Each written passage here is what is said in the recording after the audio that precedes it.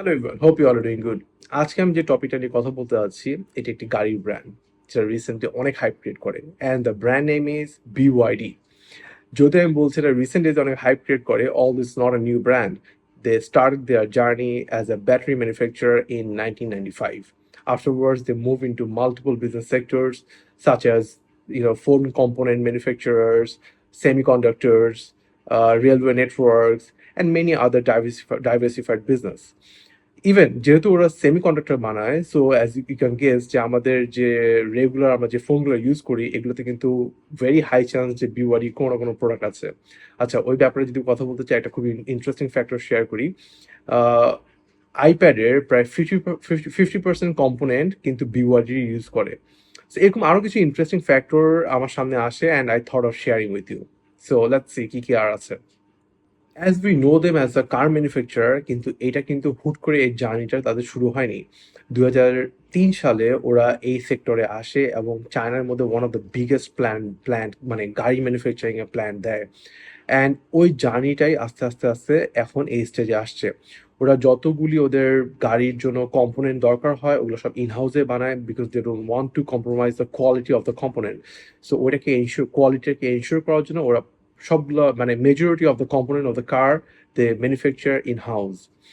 এবং এটা রিফ্লেকশন দেখেন 2023-এর লাস্ট কোয়ার্টারে they even cross the sale of Tesla. টেসলার মতো একটা জায়ান্ট কোম্পানিকে ওরা ওভারটেক করে, ওদের সেলকে ওভারটেক করে they become the highest seller. So that's a big milestone of them. ওদের যে এরকম একটা বড় একটা মাইলস্টোন এটা অ্যাচিভ করার পিছনে কিন্তু ওদের একটা বড় একটা স্ট্রেংথ আছে। স্ট্রেংথটা হচ্ছে ওদের নেটওয়ার্ক। ওরা এখন প্রায় 50টিরও বেশি কান্ট্রিতে ওদের প্রেজেন্স আছে। দ্যাট মিনস ওয়ার্ল্ডের মধ্যে মেজর কান্ট্রিগুলোতে যদি বলেন দে হ্যাভ দেয়ার প্রেজেন্স। 2022 সালে ওরা কনভেনশনাল মানে কম্বাসন ইঞ্জিনের যে আহ, গাড়িগুলো আছে ওগুলোকে ওরা টোটালি স্টপ করে দেয় ম্যানুফ্যাকচার করা, এবং they focused more into electric car. And in the same year 2022 সালে they have sold 18,60,000 electric cars all over the world. That's another big milestone.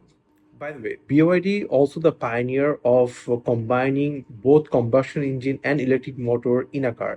মানে একটা গাড়ির মধ্যে কম্বাসন ইঞ্জিনও থাকবে এবং ইলেকট্রিক মোটরও থাকবে, এবং গাড়ি ইটসেলফ স্মার্টলি সুইচ করতে পারবে from combustion engine to electric motor based on the consumption, যেটা এখন অনেক কমন হয়ে গেছে, but they were the pioneer of ইট।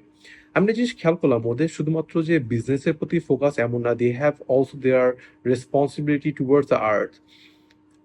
যখন কোভিড broke out করে তখন they have produced a lot of masks and distributed all over the country. Also, they have a very amazing plan. We can call it a vision. ওরা আর্থের যে temperature ওটাকে 1 degree Celsius পর্যন্ত কমানোর plan করছে through their new innovations in electric car and carbon reducing the carbon emission. So আমার কাছে এই জিনিসটা আসলে অনেক ভালো লাগে, and they are aiming towards it. So আমরা এতক্ষণ যেসব ইন্টারেস্টিং ফ্যাক্টর যে কোম্পানির ব্যাপারে জানলাম, BYD, এটা কিন্তু এখন বাংলাদেশে চলে আসছে। আমরা যেটা জানি ওরা 2024-এর মার্চে they have launch their brand in Bangladesh.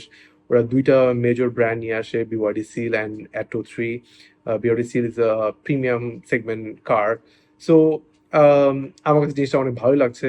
ওদের কিন্তু আরেকটা খুব ইন্টারেস্টিং আরেকটা ব্র্যান্ড আছে, U8 আই গেস, হ্যাঁ U8 নাম। সো ওইটা কিন্তু it can go both in land and float in the water. So পানিতেও চলতে পারে এবং রাস্তার মধ্যেও চলতে পারে। সো খুবই মজার একটা ইন্টারেস্টিং একটা ফ্যাক্টর, এবং এটা কিন্তু অনেক সাড়া ফেললো পুরো ওয়ার্ল্ড ওয়াইড সবখানে। সো আপনার কাছে কি মনে হয় বিওয়ারির প্রসপেক্ট বাংলাদেশে কেমন?